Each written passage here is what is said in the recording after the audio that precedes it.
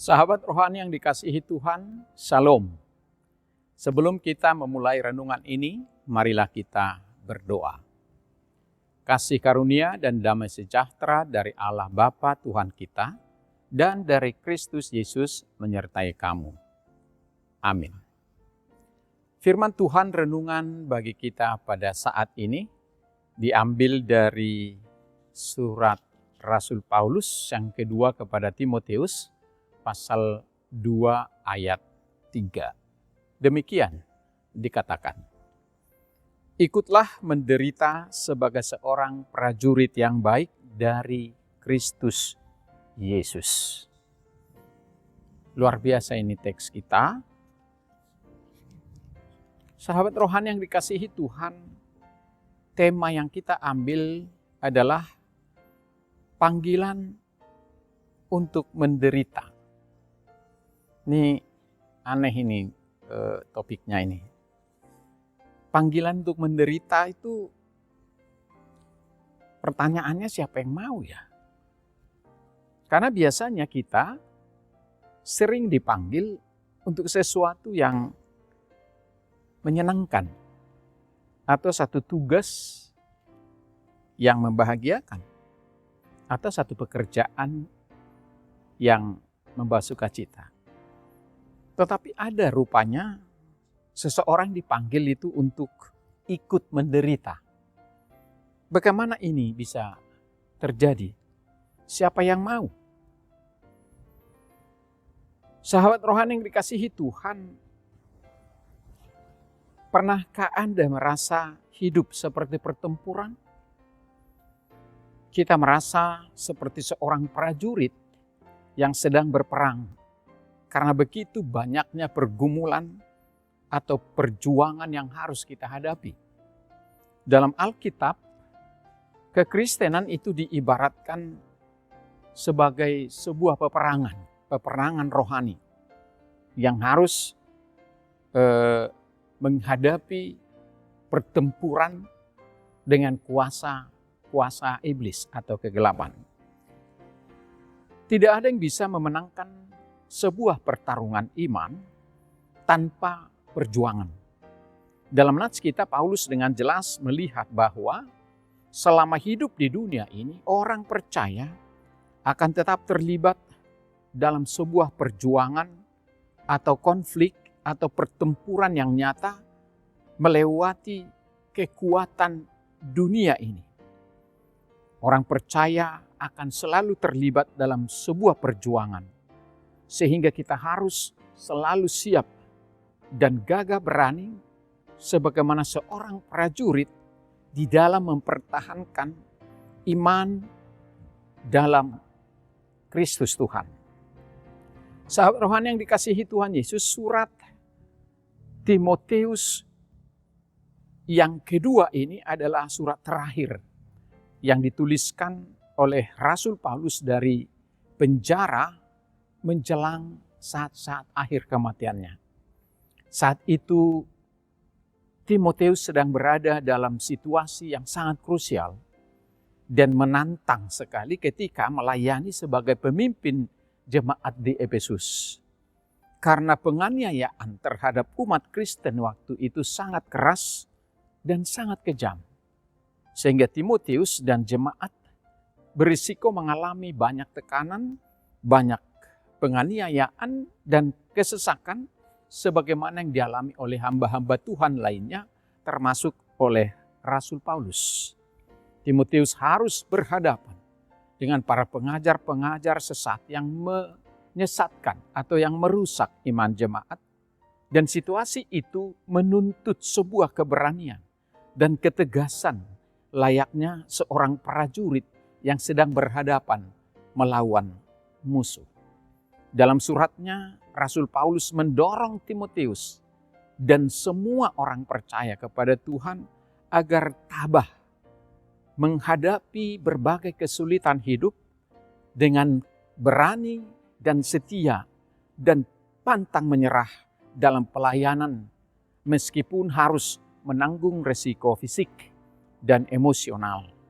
Sahabat rohani yang dikasihi Tuhan, dalam nats kita, ikutlah menderita sebagai seorang prajurit yang baik dari Kristus Yesus.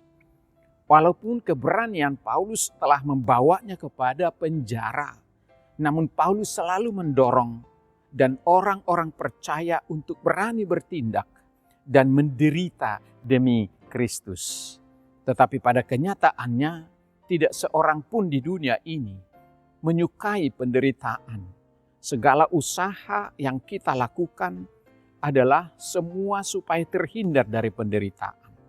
Tetapi pernyataan yang sangat krusial ini dari Rasul Paulus kepada Timotius, apakah kita bisa menghindari penderitaan?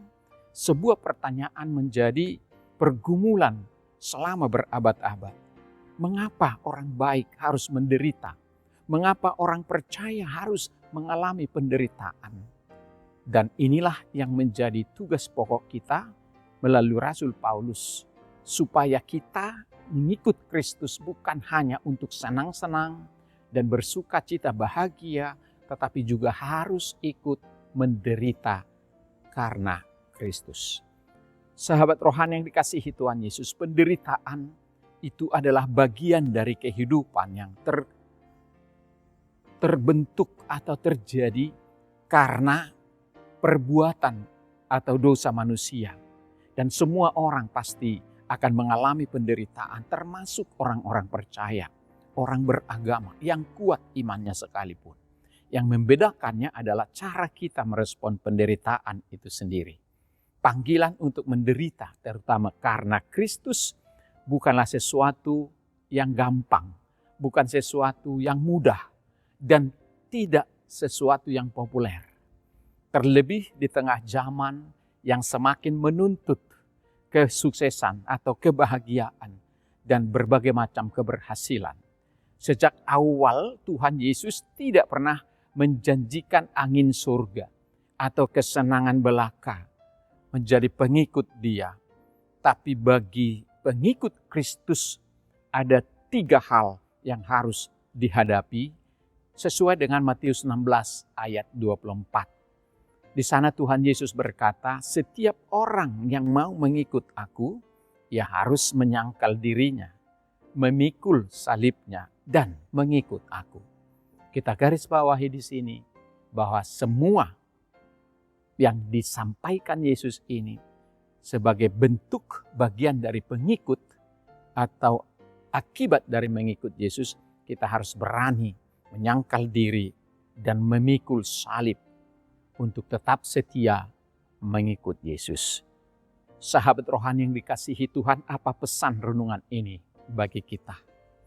Terkadang hidup mempunyai cara untuk menghancurkan dan merusak kita. Seperti yang dialami oleh Rasul Paulus dan juga hambanya Timotius.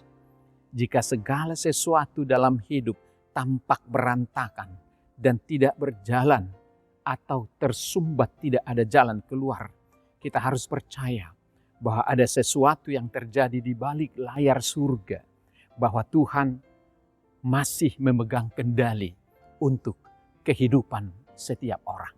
Inilah mental yang harus kita miliki sebagai prajurit atau laskar Kristus di dunia ini. Prajurit tidak mencari kenyamanan, tidak memusingkan urusan-urusan lain selain berjuang, fokus untuk memenangkan pertempurannya dan pengabdiannya kepada tuannya atau kepada orang yang mengangkatnya. Itu yang menjadi tujuan prajurit, memperjuangkan cita-cita daripada komandannya tertinggi. Demikian kita sebagai pengikut Kristus, apa yang menjadi kerinduan Tuhan, itu adalah bagian yang harus kita perjuangkan supaya terjadi di dunia ini. Meski jalan Tuhan terkadang sangat sulit kita pahami, tetapi Dia berjanji akan selalu menjaga, akan selalu melindungi orang yang senantiasa taat dan setia kepadanya. Sahabat rohani yang dikasihi Tuhan, prajurit sejati adalah orang yang tidak pernah menyerah, pantang menyerah, tetapi selalu mencari solusi bersama-sama dengan komandannya, yaitu Tuhan. Prajurit sejati adalah orang yang setia mendengarkan pesan dari komandannya dan mewujudkannya dalam kehidupannya.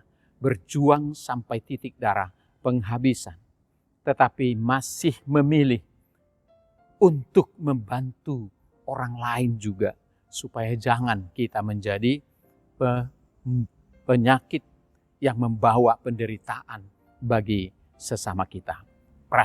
Prajurit sejati adalah orang yang menderita demi seseorang, orang yang berkorban demi orang lain, memilih untuk selalu melaksanakan tugas dalam cinta kasih sepenuh hati. Prajurit sejati adalah orang yang hatinya hancur, tetapi senantiasa percaya pada kasih setia Tuhan. Karena itu, sahabat rohani yang dikasihi Tuhan, mari kita memperjuangkan kehidupan kita seperti prajurit dan laskar Kristus, setia kepada Kristus, setia kepada firman-Nya. Dan dengan demikian kita akan mampu mengatasi persoalan yang terjadi dalam hidup kita. Jadilah prajurit yang pantang menyerah, yang setia di dalam Kristus untuk memenangkan pertempuranmu. Karena hanya Tuhanlah pembela agung sejati bagi kita. Selamat berjuang, Tuhan memberkati kita. Amin. Kita berdoa. Ya Allah Bapa kami di surga, yang kami sembah, kami puji dalam nama Yesus Kristus. Kami adalah hamba-hamba Tuhan, anak-anak Tuhan, yang bisa hidup dan memperoleh berkat karena kasih karunia-Mu. Kau memanggil kami untuk mengikut-Mu, supaya berkat-Mu melimpah dalam hidup kami. Tetapi sekaligus Tuhan memilih kami menjadi pejuang-pejuang, para prajurit atau laskar Kristus yang berjuang ke medan perang, pergumulan hidup. Medan perang pertentangan dengan kuasa kegelapan, pertentangan akan keinginan hawa nafsu diri kami, untuk kami mampu memenangkan pertentangan perjuangan ini karena Tuhan yang menyuruh kami. Oleh karena itu berkati kami melalui kuasa Roh Kudus-Mu agar perlengkapan senjata iman kami diberkati, dimampukan untuk kami bisa pakai mengalahkan semua yang namanya pertentangan perlawanan terhadap dunia kegelapan dan iblis dan segala bentuk kejahatan. Hanya di dalam kuasa-Mu kami bisa kuat. Dari diri kami tidak mampu. Tetapi Tuhan selalu berkata, jangan takut. Aku ada bersamamu. Bersama Tuhan kami mampu memenangkan semua perjuangan kami. Kami mampu mengikut Yesus. Kami mampu mengatasi permasalahan kami bersama Yesus. Oleh karena itu kami tetap percaya dan yakin bersama Yesus kami akan tampil menjadi pemenang. Karena itu berkati kami oleh firman-Mu hari ini.